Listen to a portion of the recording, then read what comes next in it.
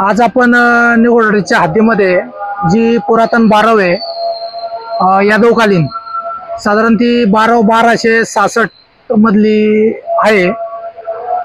गिरीशजी मांडके यांनी या स्थळाला पाणी करून त्याचा 2003 साली एक अहवाल तयार केला होता। तर त्या बारवच्या आजूबाजूला फार असं अतिक्रमण झालेलं आहे। सरकारी जागा असून सरकारी जागेमध्ये फार मोठं अतिक्रमण झालंय। आम्ही कलेक्टर साहेबांकडे तक्रार केली होती। त्या अनुषंगाने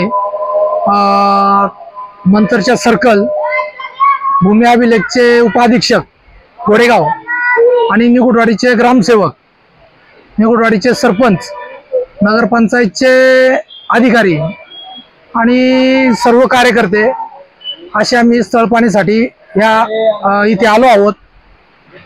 तर इथं स्थळपाणीमध्ये आम्ही बारव, जे बारवचा शिलालेख आहे तो शिलालेख, त्यानंतर बारवच्या डाव्या बाजूला गोमुख आहे तर त्या गोमुखचं स्थळपाणी घेतलंय। त्यानंतर इथं काही कबरी झालेल्या आहेत, त्या कबरींना इथं जी बारव आहे तिचे दगड लावलेले आहेत आणि बारवेच्या उजव्या बाजूला एक बांधकाम केलेलं आहे आणि डाव्या बाजूला ईदगाह आहे।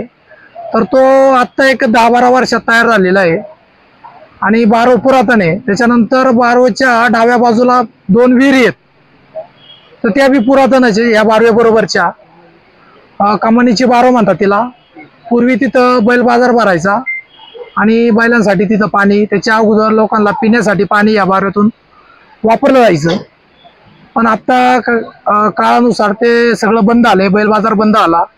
त्यानंतर इथं बाकी लोकांनी जवळजवळ 55-60 कुटुंब आहे त्यांनी अतिक्रमण केले सरकारी जागेत आणि इथं काही लोकांनी बी इथं बारवेच्या आजूबाजूला अतिक्रमण केलेले आहे।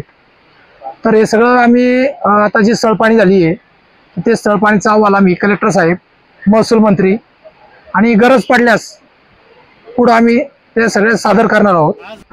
मंचर आणि निगोडवाडीच्या हद्दीवर, निगोडवाडी ग्रामपंचायतच्या हद्दीमध्ये 12व्या शतकातली यादवकालीन बारव आहे। या बारव गेल्या काही वर्षापासून मोठ्या प्रमाणात अतिक्रमण झालेलं आहे। तर इथं आमचे प्रबोध वानखिले असतील किंवा इथं संघटनेचे कार्यकर्ते असतील, सर्वांनी मिळून सदर बारव आत्ता स्थळपाणी अहवालला सर्व अधिकारी बोलून स्थळपाणी अहवाल केला आहे। तर ह्या अहवालातून असं निदर्शनास येतंय की बारवच्या पूर्व बाजूला जे गोमुख आहे त्याच्यावर मुस्लिम समाजांनी एक भिंत बांधलेली आहे। त्याचबरोबर बारवेच्या दक्षिण बाजूला गेल्या काही वर्षापूर्वीच तिथं ईदगाह बांधण्यात आलेले आहे। त्या ईदगाहला सुद्धा बारवेतले दगड वापरण्यात आलेले आहे। बारवेच्या दक्षिण बाजूला सुद्धा आता नव्याने काही बांधकाम झालं आहे, या बारव अतिक्रमण झाले आहे। बारवेच्या बॅक साईडला सुद्धा, पश्चिमेला सुद्धा मोठ्या प्रमाणात अतिक्रमण झालेलं आहे आणि या विषयावर आम्ही कलेक्टर साहेबांपासून तर सर्वत्र पाठपुरावा केलेला आहे आणि आमचं इथून पुढे आम्ही शासनालाही विनंती करतो की लवकरात लवकर या बारवेवर झालेलं अतिक्रमण काढून टाकावं, या बारवेचं सुशोभीकरण करावं आणि नागरिकांना।